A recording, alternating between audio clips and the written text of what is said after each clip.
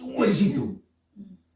Maka Tuhan berikan identitasnya kepada kita. Identitas baru ya. Maka kita dikatakan apa? Kudus, tak bercacat, tak bercela. Semua tentang Dia, itulah kita. Maka hari ini asal dilihat Allah kita, dilihatnya Yesus. Maka kita nggak bisa berdoa dalam nama diri kita. Dalam nama Yesus. Jadi yang dilihat siapa? Ya Yesus. Jadi tapi kita nggak percaya itu. Nah, makanya kita bertindak berdasarkan identitas kita. Harusnya. Jadi jangan hakimi diri kita dari perbuatan kita. Hakimi diri kita dari identitas kita. Contoh, saya pakai bendo. Saya harus hakimi, saya ini laki-laki loh. Saya harus bergerak di identitas saya itu untuk melepaskan bendo itu. Iya dong.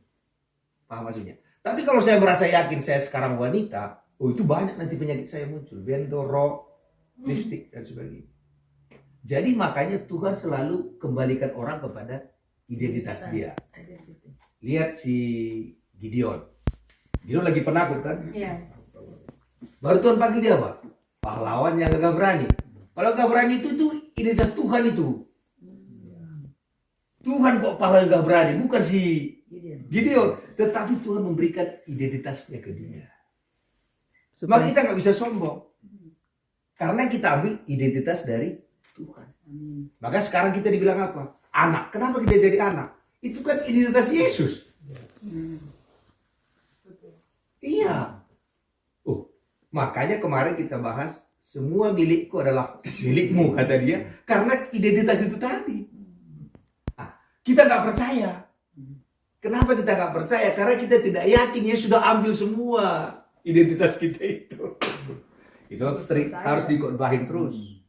Jadi hari ini kita bilang Yesuslah sukacitaku. Makanya Yesus katakan, aku berikan damai sejahteraku bagimu.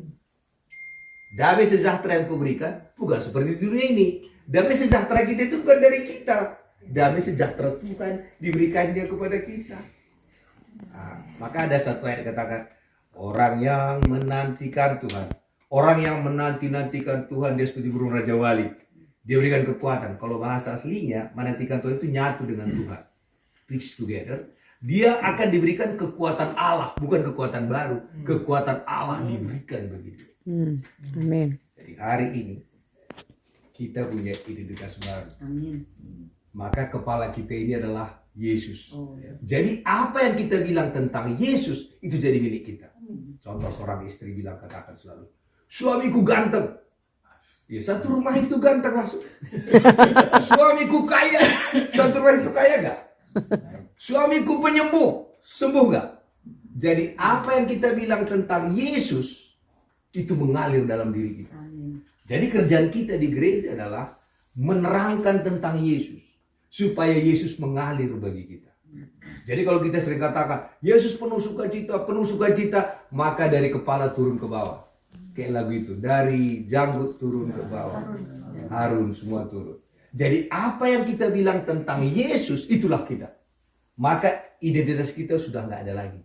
Maka dalam Galatia dikatakan, namun aku hidup, bukan lagi aku yang hidup, tapi siapa yang hidup? Kristus yang hidup. Jadi mulai hari ini jangan lagi hadapi pun dengan kekuatan kita, karena Kristus. Ibu-ibu di sini akan keliling dunia untuk pujian penyembahan. Bisa nggak? Bisa. Apa sih yang menghalangi kalau ada Kristusnya? Diri sendiri. Karena Kristus, dia selalu taruh di depan. Nah, kayak kami ya, ini kami lah. Kalau ada yang gedor pintu, yang buka itu suami. Itu Yesus dong. Jadi kemana-mana kita harus pakai Yesus. Karena Yesus saya sehat, karena Yesus. Nah, itu akan dikerjakan selalu. Termasuk ke Amerika ini. Karena Yesus ini akan terjadi. Tadi Nathan cerita dia pengen SMA di sini, pas. Tahun depan dia SMA di sini. Amin. Ya. Oh mantap. Jadi mulai hari ini mari kita berani memperkatakan Kristus karena dialah identitas kita. Maka waktu Petrus melihat Yesus jalan di atas air, dia jalan di atas air. Perhatian gereja. Kalau gereja selalu khotbahkan kesembuhan, di gereja itu pasti banyak kesembuhan.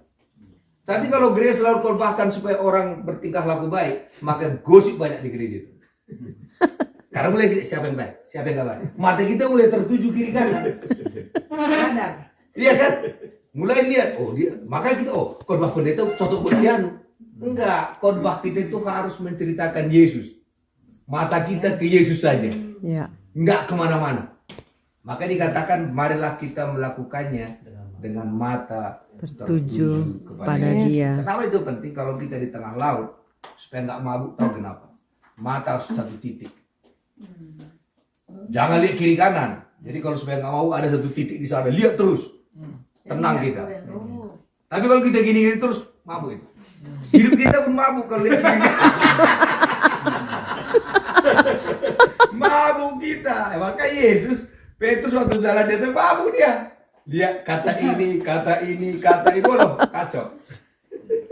Makanya apa? Jadi kita hanya mengulangi apa kata Yesus. Dan Yesus tidak pernah bicara negatif. Tak pernah. Dilihatnya orang sakit, nggak pernah dikatakan, memang kau kurang diet.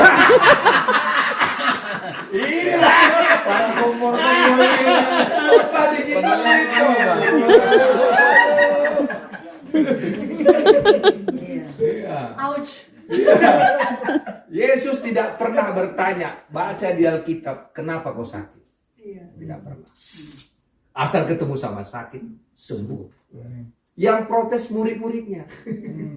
Tuhan, ini kan sakit buta. Tanya, kenapa dia sakit? Apa kata Yesus? Yang kau tanya-tanya. Dia sakit untuk kemuliaan Tuhan. Iya.